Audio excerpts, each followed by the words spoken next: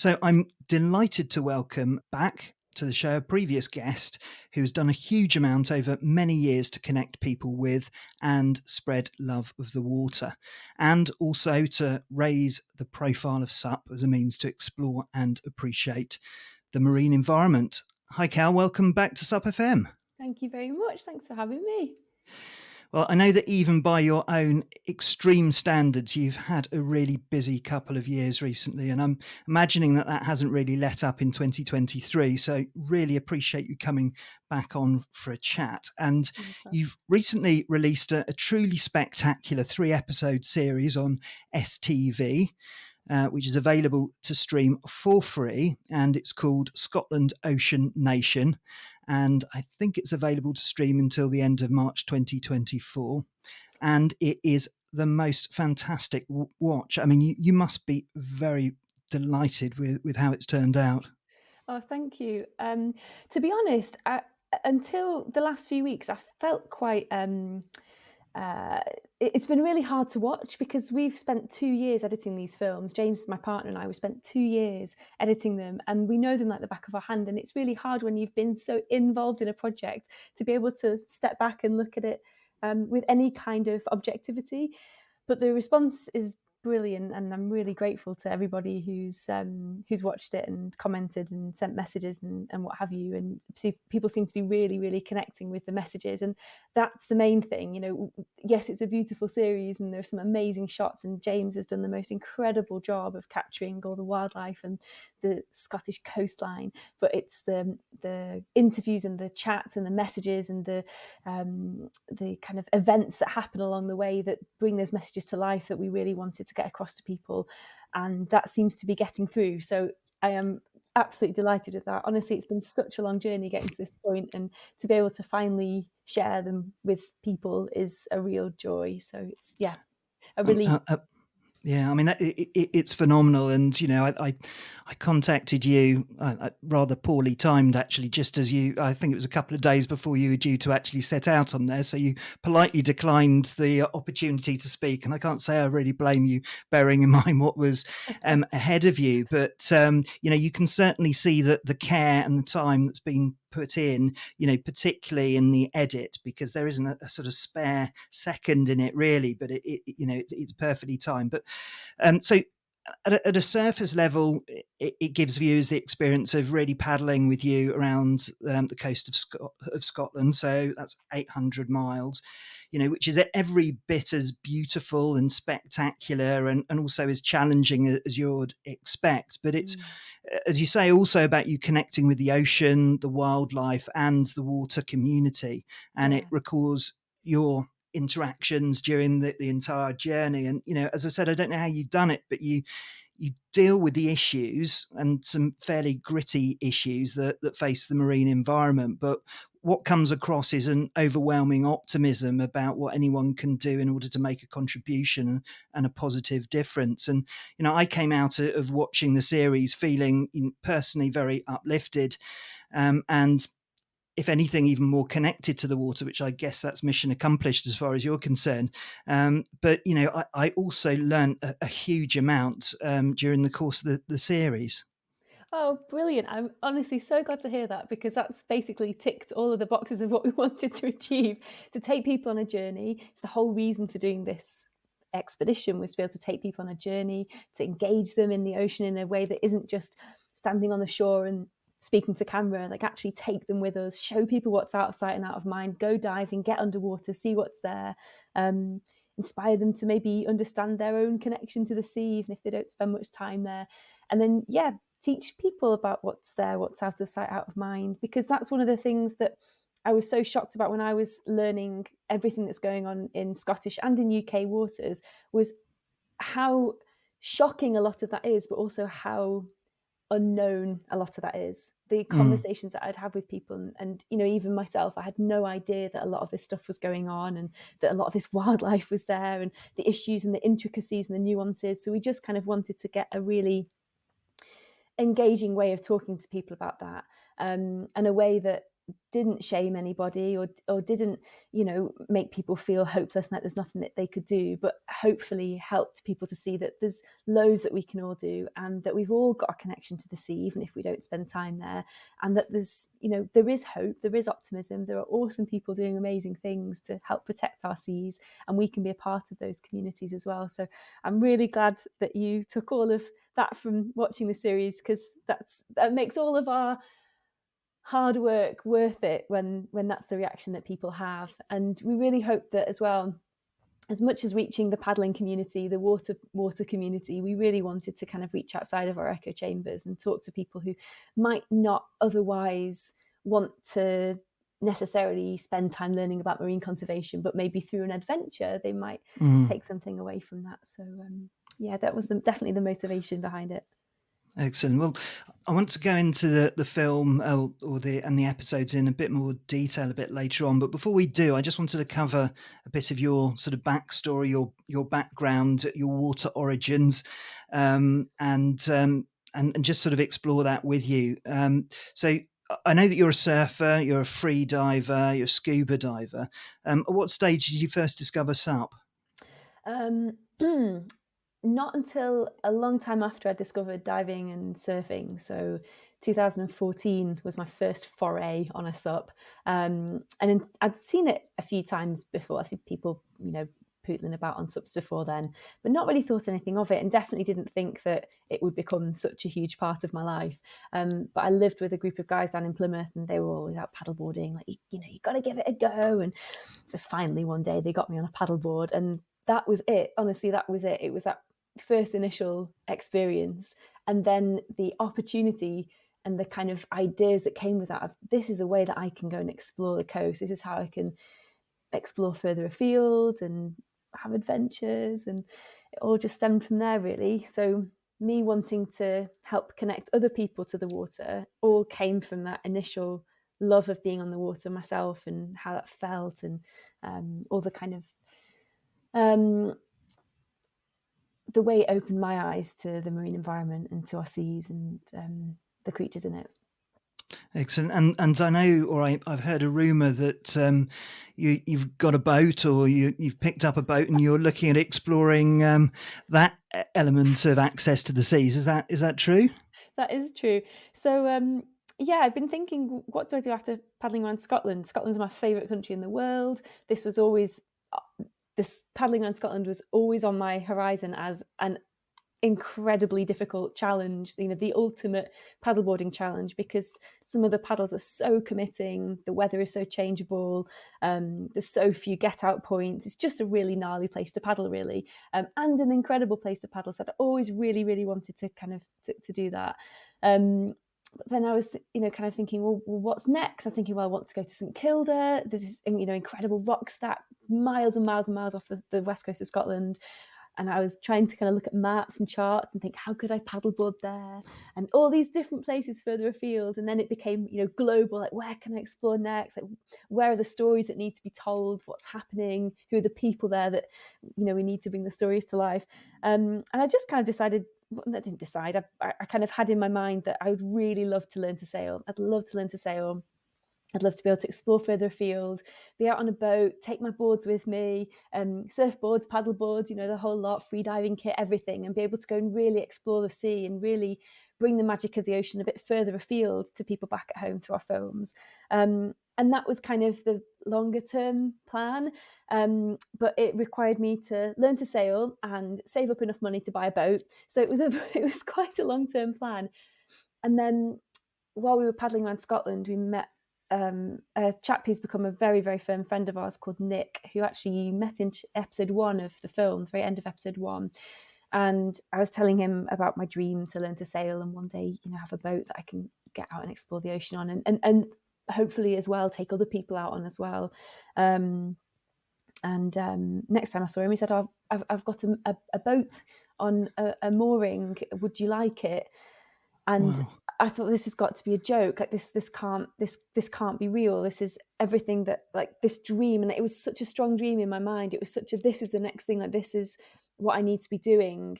And it's really interesting. Sorry, I will come back to the boat in a second, but all of my expeditions that I've had, like after I've done an expedition, I'll have a period of time where I'm a bit like, kind of Mm, just cracking on with the admin and the work and my other stuff and everything. And then there'll come a moment when I'm like, that's what I want to do. And mm, it's been the same for every single expedition I've done. And it was like that with the boat. It's like, that's what's next. I really, really want to learn to sail and save up and get a boat, and for that to be the next big chapter of my life. And so for Nick to basically say, would you like my boat, was wow. just, it felt so unbelievably right. And Nick is unfortunately unable to sail his boat anymore. He used to live on the boat with his wife and his dog, and it just wasn't right for him anymore. And I think he felt quite unsettled that the boat was just sitting at a mooring without anything Mm, happening to it. And so for him as well, it was like a release of that pressure of what to do with his boat, knowing that it was coming to James and I. We can bring her back to life and mm. take people out on the sea and show people the wonders of the ocean. So yes, I have a boat. Not quite sure how to sail it just yet, but I'm getting there. She needs quite a bit of work, so she's on dry dock at the minute. But that's the plan for the year, is to get her back on the water, and where she belongs on Wow. the west coast of Scotland. And then maybe Fantastic. one day we'll go a bit further afield with her. But at the minute, definitely Scotland. Oh, Special that's so place. exciting, isn't it? Yeah. And just exploring the coastline, obviously, that are shown off so well, in your episodes. It's it's Mm. area of the country which I love. So, just going back to the backstory a bit, I guess you've always had an affinity for animals based on your career as a veterinary surgeon, but I know that you became particularly dialed into the marine environment from a visit to the Great Barrier Reef in Australia. Yeah. How did you find yourself out there? And just tell us about what made such an impression on you. I was out there on my gap year, which I still struggle to say that, saying gap year. There was that thing a while ago, wasn't there? Yeah, so that's on my gap year before I went to uni. So I had to take a year out to apply for uni, and the first half of the year I worked on a dairy farm and did various bits and bobs of work with animals. And then for the second half of my gap year, I decided to travel abroad with a friend of mine, and we went to Australia. And I was surfing quite a bit and getting in the water quite a bit. And at that point in time, so I didn't grow up by the coast. I grew up in Warrington, which is between Manchester and Liverpool. So about as far from the coast as, not quite as far from the coast you can get, but I wasn't coastal. Mm, But, just loved going to the beach anytime I could, going down to Wales to surf. And I just found being in Australia the most incredible lifestyle, connecting with the sea, being in the sea all the time. I was up on the East Coast, and there was an opportunity to learn to scuba dive. And my mum and dad were already scuba divers. They're way adventurous. They're really, they're still scuba diving in their 60s. They're out every weekend scuba diving in the UK. They're amazing. But they encouraged me to get my open water course, and it was like someone had flicked a switch. It was like, oh my goodness, there's an entire world down here. That first kind of that first experience of breathing under the water and seeing what was down there, I was just completely in awe. And I'm struggling to find the words to describe it, because it was like being on a different planet. There was so much life and all the colours and the just the animals and the creatures and everything down there was just completely mind-blowing for me. And I just became obsessed, and dived as much as I could, snorkeled, scuba, free dive. While I was at uni up in Edinburgh, I joined the scuba diving club up there. I was surfing and diving every weekend, and just really, really got my teeth into what was underwater. And actually, while I was at uni as well, I had a real interest in marine conservation through my veterinary studies, and spent a lot of time. You have to do loads of work experience when you're studying to be a vet, and did a lot of that mm, in wildlife conservation and marine conservation. So it just became this thing that felt like a real part of who I was. The more and more I learned about it, the more awed I was by it, the more I cared about it, and the more I wanted to look after it. And especially the more I heard about how it's being threatened, the more determined I became to look after it. And then the kind of journey I'm on now with trying to connect more people to the ocean has stemmed from that understanding that actually a lot of people don't have a connection to the sea because it's out of sight and out of mind. So Mm. yeah, scuba diving was definitely a big moment for me, learning to scuba dive. Yeah. And then we've talked about your experience of SUP, and I think your first sizable SUP expedition was around the coast of Cornwall in 2016. Yeah, that's And right. I don't think I've heard you talk about that. Just tell us about that first trip, and did it follow the sort of self-supported approach that you've followed ever since? So a trip around Cornwall was a total baptism of fire. I was, 18 months into supping, really keen on it, loved being out on my paddleboard, was living in Devon and Cornwall. I was locuming as a vet all around Devon and Cornwall, and just thought this is going to be a great way to talk to people about the marine litter on our beaches, because I was doing lots of beach cleans, working with Surfers Against Sewage. I thought I can get to all the remote coves, show what's there, and hopefully encourage people to care a little bit about plastic pollution. Um, and Yeah, like I say, it was a total baptism of fire. I didn't really understand how to work out when the tides were going to be going in certain directions. I knew about wind forecasting, but quickly learned my limits. Mm. I was doing that with a friend of mine, a really good friend of mine. We paddled together, and he came along with me, and that was just wonderful to have him there. But it was a massive learning curve, and we were paddling out through 6-foot waves on beaches because we hadn't thought to paddle in and out of Whoa. harbours, and learning about kit bags and camping, and I'd expected it to be flat, calm, and sunny, and glassy, and surrounded by dolphins every day, and actually it was Yeah. fog and gale force winds, and got chased by seals at one point. Like, it was Oh no. really, really, really eye opening, and quite humbling at times. There were a couple of times when I really got into trouble, and it was quite humbling in terms of understanding the need to really carefully plan and consider, and to be aware of your limitations as a paddleboarder on the Mm. ocean, because as strong as you are, and I was really, really, like, really strong-willed and bloody minded, and like, I can do whatever I want, but it was quite humbling in terms of realizing that you can be as strong as you like, but the ocean is always stronger than you. um, Exactly. so yeah, definitely a learning curve. Yeah, yeah. I mean, and I guess it's something that's quite familiar to new paddleboarders, because obviously we've had a huge influx of people into the sport, and I think my Google alerts feed was full of people being rescued by the RNLI because of an offshore wind. So I think there's a big sort of safety thing, and I've got a little section on that later on, so we won't Brill. sort of go into that.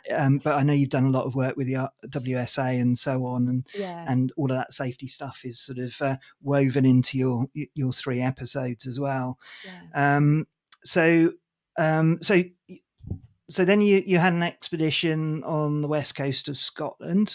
It's an area which I love, particularly the Isle of Skye. I've spent a lot of time up in the north of the island, sort of round about Dunvegan and Neast Point, which is, must be fantastic. I haven't seen that from a SUP, but it must be quite intimidating. But oh yes. there must have been quite some planning involved in there, and I think you did it on your own, unsupported as well, Yeah. didn't you? Yeah, so that one was a complete change of plan after day one, actually. So the original plan was for me to paddle around the island, and my friend was going to run around the island with her dog, and they were going to meet me every night. Her dog was called Sky as well. They were going to meet me every night. We'd camp together, we'd eat together. She'd resupply when we needed to, Hmm. but we'd spend the days apart and then meet up in the evenings. And Sky, the dog, decided after about half an hour that she wasn't up for it, and just lay down and said no Yeah. more.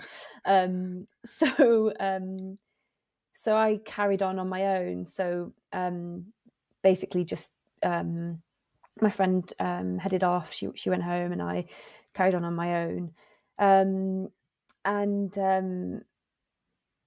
I really, in some ways, I found it so empowering to do an expedition on my own, because there were so many incidences when if you'd have told me before I got on the water what would happen that day, I wouldn't have got on the water. I would have said, I can't do that. I'm not strong enough. I'm not fit enough. I don't have enough, mental resilience, or, oh, that sounds horrendous. I don't want to do that. And yet I did manage to do it. And so it was really, really empowering. And it really showed me what I was capable of. And amongst the really challenging moments, Skye's a windy place, really windy, and there are some mega currents around Nice Mm. Point, around Dunvegan, in fact. You're paddling through the Minch, which is an enormous tidal race between Skye and the Outer Hebrides. Yeah. It's a very challenging place to paddle, and yet amongst all of that difficulty and that challenge, there was so much beauty and so much spaciousness and so much space and so much opportunity to really feel like I was a part of nature. And that's the first time really I felt that, was that experience on the Isle of Skye, more so even than scuba diving on the Great Barrier Reef. I felt that real strong connection to where I was, and to the ocean, and to the seals there, and the birds and the eagles that were flying overhead. And it was an incredibly special experience and very formative. I've had terrible nutrition and food choices with me. I survived one day on rock cakes. I survived another day on Tunnock's tea cakes, like things that now would be an absolute no-go. But then I was young and more able to survive on less calories. And Well, it probably didn't touch the sides, did it? The no, calories absolutely you're not. expending. Yeah, but yeah, it was a really wonderful experience. I wild camped every night with this terrible camping kit, and hiked up hills to fill up my water bottles, and it was a real adventure. And like I say, it just felt like I was a part of that wild place, and that felt really special. And I was, again, documenting the plastic I was finding as well, but from a more kind of personal level, I think to this day that experience was my most formative. It was so special. And didn't you meet James involved in that project? Because Oh, there's the film that came out of it, but and you needed some help, I think, yeah, shooting it and going back, and that's found right. a Yeah. budding young filmmaker. Yeah, so we have a mutual friend who basically set us up.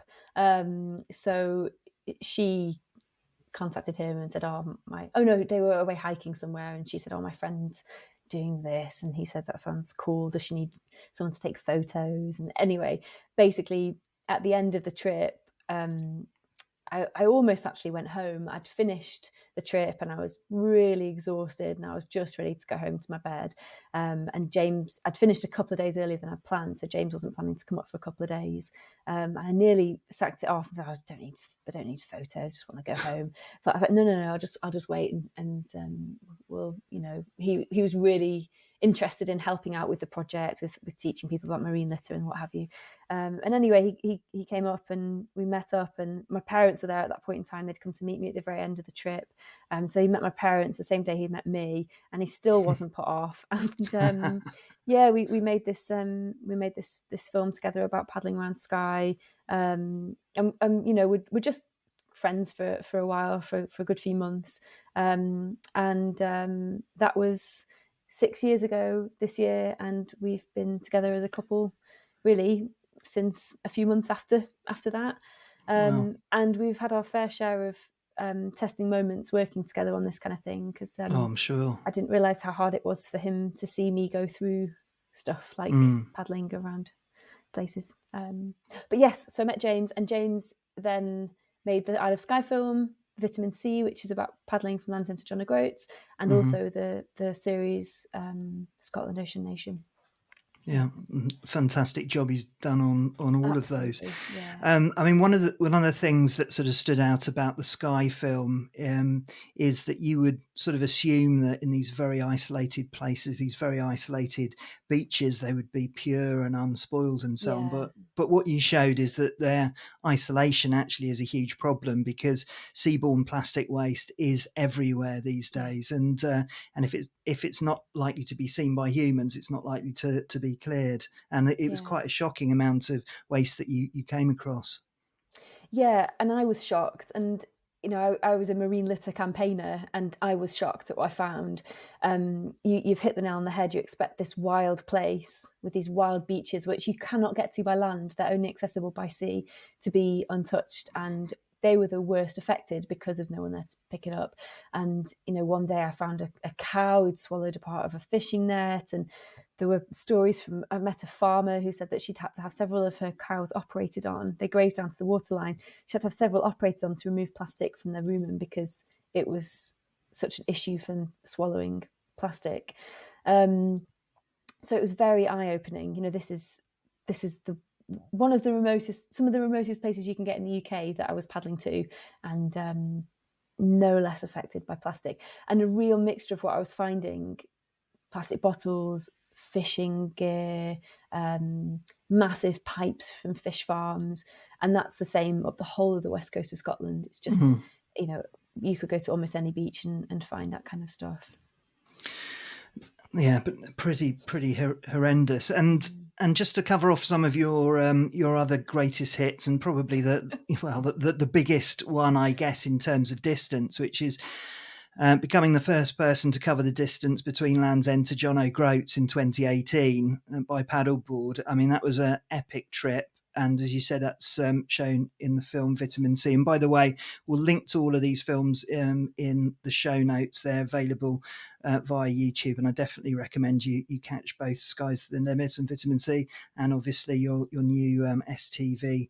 And we'll give you all the details in the show notes. But at the time you did that Land's End to John O'Groats, there were two women attempting the route. There's yourself and Fiona Quinn. And that was a collective and very serious manifestation of girl power going on right there. And I just wondered if you had any thoughts about sort of the strong female representation and participation within SUP, because I can't think of many sports where there have been so many really strong female role models across all flavours of the sport, really leading it and pushing the boundaries.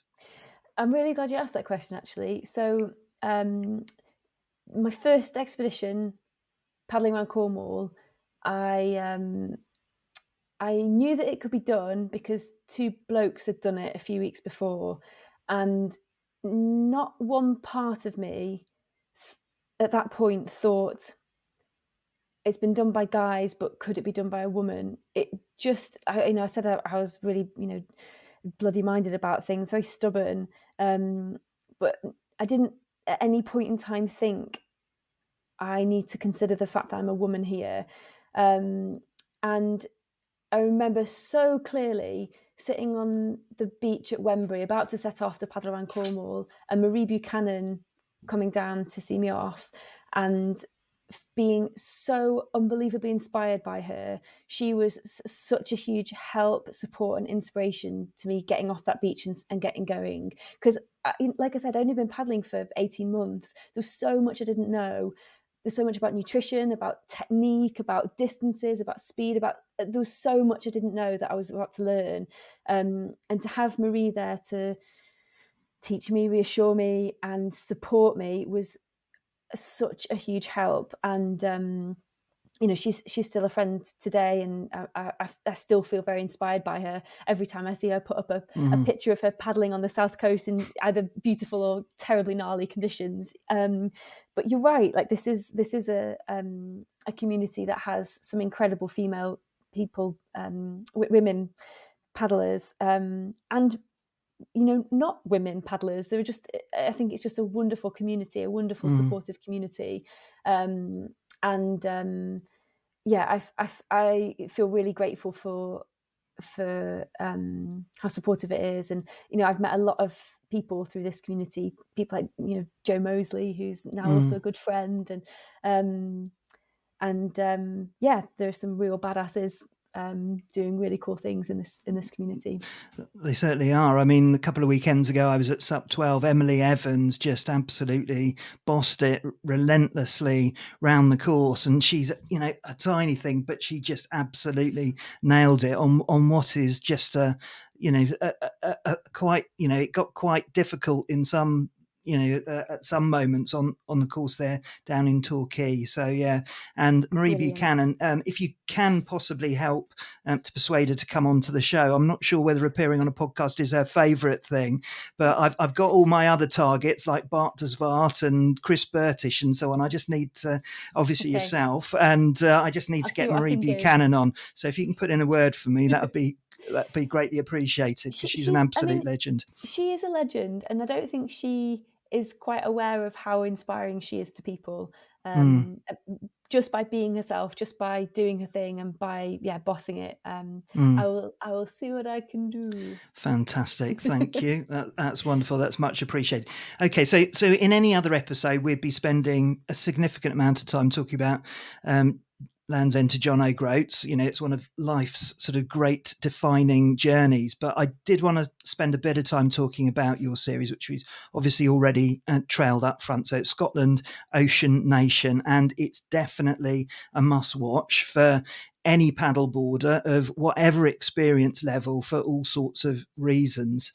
And it's about your 800-mile journey. You start in Glasgow, up the Clyde, then into the open ocean, up the wild west coast, and then around Cape Wrath, and then back down the east coast, ending in Bournemouth.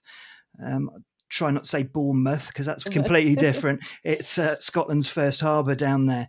So Yeah. so how would you sort of encapsulate the series? How would you describe it if you were, say, doing a bit of an elevator pitch? So the series it's about that adventure, but it's its official tagline. It's a journey of discovery, an epic journey of discovery, and the whole point of it was to show people what's out of sight and out of mind through this journey of this adventure, through the people that we meet, through the wildlife, and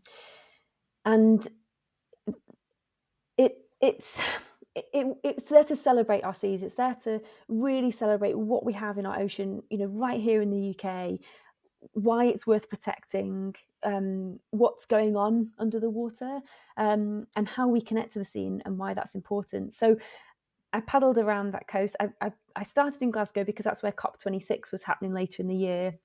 I'd already paddled around the Dumfries and Galloway coast as far as that when I did Land's End to John O'Groats. So I was thinking, how can I make this relevant to this year? So paddling down the Clyde, I wanted to show people that actually even Scotland's biggest city is connected to the ocean by this massive river, the Clyde. And along the way, I met Scotland's ocean people, fishermen, conservationists, artists, groups of kids, water users, surf therapy groups. And the whole point was to see how people find a connection to the sea, what the sea means to them. And then along the way, we just let happen what happened, and some unbelievable things happened, both good Mm, things and bad things. We experienced the most epic parts of Scotland's coastline. Again, good epic and bad epic. yeah. We experienced Scotland's most incredible wildlife. Good epic, and again, Mm, terrible experiences with Scotland's wildlife. And by taking it on as an adventure, I hope that it would capture people's imaginations and bring more people into the story and bring more people into the conversations that we wanted to have, which was about what is actually happening on our seas, on our doorstep, what's happening in terms of biodiversity, climate change, in terms of all the wildlife there, in terms of the people there, and what is actually underwater, what's out of sight and out of mind, and what can we do to further connect to our seas? Why should we connect to our seas? And what can we do to look after them? So that elevator was a very long elevator. it Hopefully, it was was, a wasn't it? It's probably Empire 13-story State. elevator. Yeah, moving Sorry at about 2 miles an hour. that. No. That was brilliant. You've certainly encapsulated that, and we'll go into some of those topics in a bit more detail, because there's some really fantastic stories to tell there. But I'm sort of contractually obliged as the presenter of SUP FM to go into a bit of SUP nerdery before we enter the Crack really on. substantial discussion. So first of all, I observed that the board you're on, it looks remarkably similar to some of the boards that you've previously used on other trips. Is it the same board that you've been Exactly using? the same. It's the And same board how that I used to paddle around the Isle of Skye, Land's End to John O'Groats, and then all the way around Scotland. Yeah. Okay, so my follow-up question for you then, Cal, is how on earth is it still intact, bearing in mind the number of harbours and rocky beach landings you've had to do? I mean, it still looks absolutely immaculate. Yeah, just a very, very well-made board. So it's the am I allowed to talk about the board a little bit? Well, we're sponsored by Starboard, so yes, Brilliant. absolutely. So it's a starboard touring board, Pinetech, 12'6" by 29.5 inches, sorry. Um, and honestly, that board feels like an extension of me now. Whenever I get on it, it just feels like it's a part of me. I did smash it up on some rocks accidentally when I was doing the jog and had to gaffer tape it together for a few hundred miles. It's had a couple of dodgy repairs with solar airs. Apart from that, it is in phenomenal condition. My dad and I actually revarnished the top of the board last summer, but it's still going strong. It's an Mm. absolutely brilliant board, and the fact that it is still standing after thousands and thousands and thousands of miles and what 2016 to 7 years. It was 2016 to that. Yeah, it's 7 years Yeah, of yeah, yeah, being really, really heavily used. yeah. Um, Actually, no, I only started using it in 2017. 6 years of being really heavily used is Mm, testament to how well those boards are made. And I've actually just started paddling the same type of board, so a starboard touring board, but a 14 foot by 28 inches. mm. So watch the space on that one, because that's the kind of I'm using that board at the minute and seeing how that feels. Hopefully, a little bit speedier and Yeah, more streamlined. and that's But I got to have have a bit more nothing. glide. Yeah, but I have honestly nothing but praise to sing for that. For their touring boards, really feels like you could just go forever with them. Really amazing. Yeah, Yeah, no, they are quality, aren't they? yeah. And just on the sort of nerdery, so obviously, you went, you know, you journeyed round Cape Wrath and so on, and they don't call it Cape Wrath because it's sunshine and lollipops. I mean, it's all sort of properly gnarly. But one of the first points that you made at the start of the first episode, and actually woven within all the other episodes, is the sheer amount of time that you spent learning about, experiencing the tides and conditions and behaviour of water. So all of Yeah. your experience that you've accumulated, and also it shows you several times calling the Coast Guard, letting them know where you are. You know, I mean, basically that, and you talk about exit points or the lack of exit points, escape points. So you know, safety is woven kind of seamlessly throughout the episode, and it's pretty much a case study, you know, if you pick out the right bits of how to organize an expedition. I mean, was the inclusion of those points a deliberate approach? Because I think some adventure shows do tend to sort of hide or leave out some of the preparation and the thinking. Yeah, it was definitely deliberate. And there's a little piece to camera. It's only about 3 minutes long, but in the first episode, where we were editing the first episode, and we were seeing, massive drone shots of me 5 miles offshore on the way to an island, or, you know, in enormous choppy seas. And I actually sat down with James. I said, we need to do a piece to camera where I talk about safety, because I do not want anybody thinking this looks like a piece of cake. I'm going to get on my Mm, paddleboard in the centre of Glasgow and paddle over to Arran without knowing hmm. what they were doing. And like I've said already on, in the last half an hour, I started from being really, really clueless about, about what paddleboarding was, and have built up this knowledge to get to this point over years and years and years. Um, and I really just wanted to hammer home that was the case, that this is possible to do, and it's great fun, and it's brilliant, and it's empowering, and it's wonderful, but only if it's done safely. And you can't mitigate for everything, but there's so much that you can mitigate for. Mm, So yes, we definitely wanted to wind safety into the narrative from the get-go. And whenever we went on the water, we were checking forecasts, we were planning, we were this is why I couldn't speak to you, unfortunately, while we were paddling, because every spare second mm. was forecasts, was calling the Coast Guard, was making sure that we were going to be safe. So yeah, there's a lot of logistics that goes on behind the scenes, and we could have done 3 1-hour episodes just on the logistics of how to take on a trip like this, but Yeah.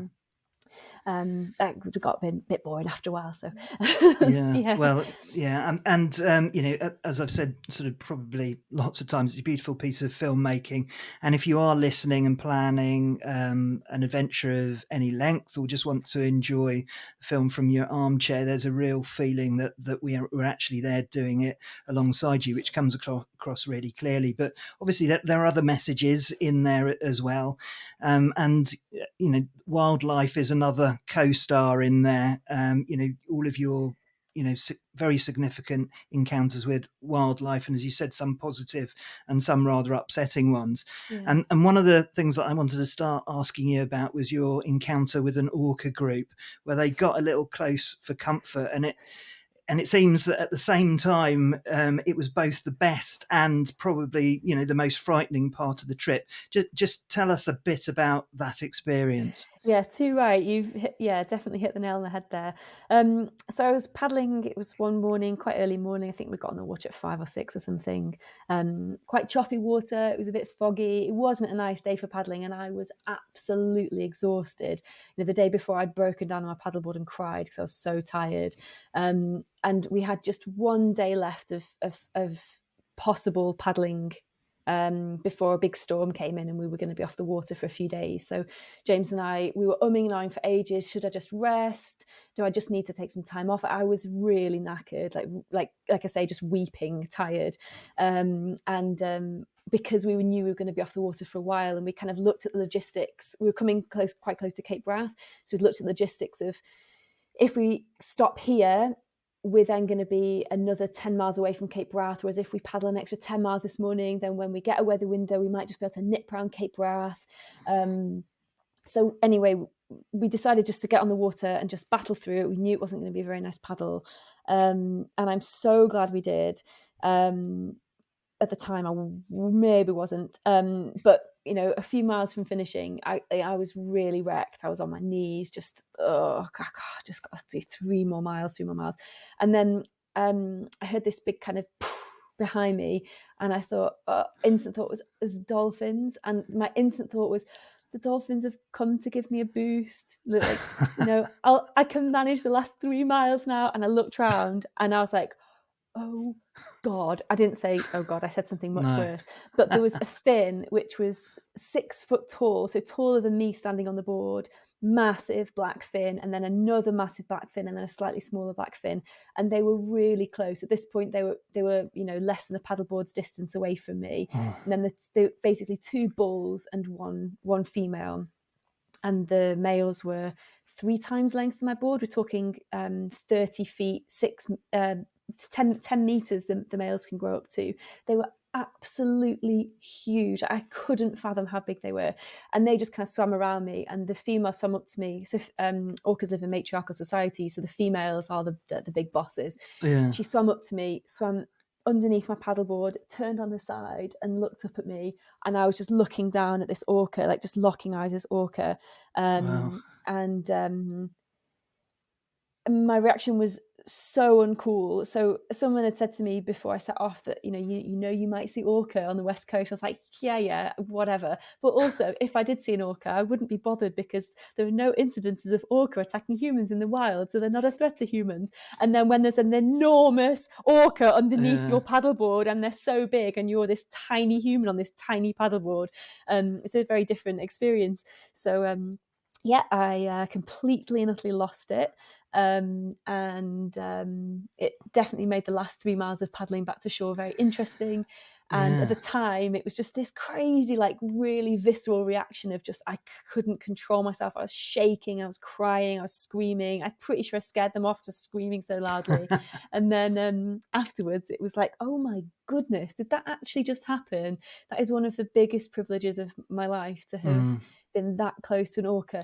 And for them to have come and investigated me and to have obviously deemed me unthreatening, or just another part of their environment, felt like such a privilege and such a kind of a nod from them. So and I got back to land and just about managed to stop crying, and then James kind of turned to me and he goes, "Hey Cal, an orca knows you exist." And I was like, "Oh, orca knows I exist." So yeah, definitely for me the most just the most incredible part of the whole expedition was that. Mm. Um, And your presence of yeah. mind, despite the fact that you had all of that fight or flight and huge dump of Mm. adrenaline there, to actually sort of record the experience pretty much immediately afterwards. How on earth did you even think about that? Because so James was about 100 meters away, and he was in a kayak. He was paddling with me at that point in time, and he said he turned round and I'd screamed at him, James Orca, and he thought I'd said James Porpoise. And he'd be like, oh God, she gets so excited about anything. And he'd turned round and seen this massive fin that was bigger than me. And so he'd paddled back as fast as he could to me because he wanted to get them on film, because that's his, Yeah. like, he is so laser focused. He put his drone up in the air. You know, he didn't manage to capture them on the drone. But I, um, I knew after it had happened, I was like, oh God, James is never going to forgive me for not having got this. So as they were leaving, as the orca were leaving, I got my phone out of my pocket and Mm. was like, at least I can get it on my iPhone. Hands were shaking, pressed record, put the phone up and like videoed Yeah. them swimming away, and thought, okay, at least I've got them swimming away. And then later realized that I'd pressed photo and not video, and got a photo of my feet. So I thought the least I can do is get my Yeah. reaction. And honestly, the whole trip, we were so laser focused on capturing everything. It was Mm. such a huge part of what we were doing that every day was a lot of filming, both on the water, off the water, cutaways, interviews, like everything was film. So it was always at the kind of forefront of my mind, really.